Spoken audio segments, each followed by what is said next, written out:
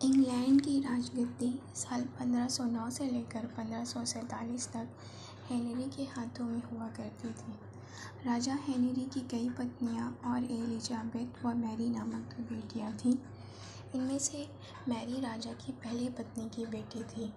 राजा Henry को Mary ज़्यादा पसंद नहीं थी, इसलिए वो उसके साथ बुरा व्यवहार करते थे। मैरी महल के नौकरों के साथ महल का काम करती थी। अगर मैरी कुछ कह भी दे तो राजा उसकी कोई बात नहीं मानते थे।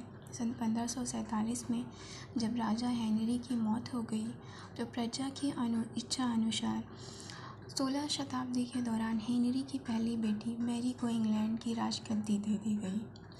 वो इंग्लैंड की रानी बन गई। उस समय इंग्लैंड के हालात बहुत अच्छे नहीं थे।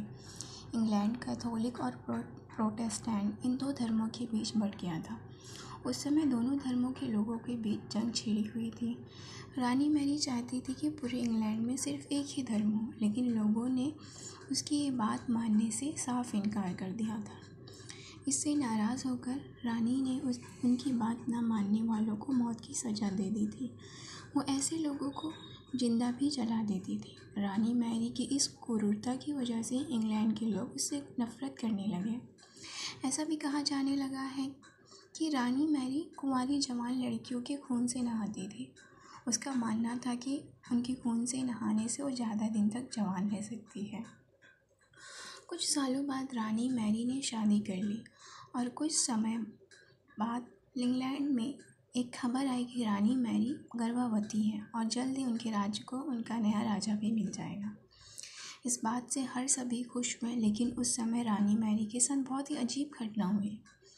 उनके गर्भ से किसी भी बच्चे का जन्म नहीं हुआ, बल्कि कुछ ही महीनों के बाद रानी मैरी का पेट फिर से सामान्य हो गया।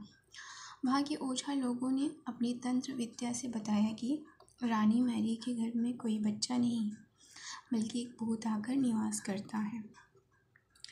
कुछ समय बाद फिर रानी मैरी के गर्भ में वही भूत आकर रहने लगा और वो फिर से गर्भवती हो गई। इस बार भी रानी को कोई बच्चा नहीं हुआ और उस घटना के कुछ ही दिनों के बाद रानी मैरी की मृत्यु हो गई।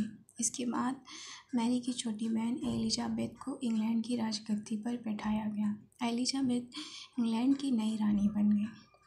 रानी मैरी की क्रूरता की वजह से इंग्लैंड को लोग उसे एक निर्दयी औरत मानते थे। वहीं जब उसके गर्भ में बच्चे की जगह एक भूत का निवास होने लगा तो लोगों ने उसे शापित भी करार दे दिया।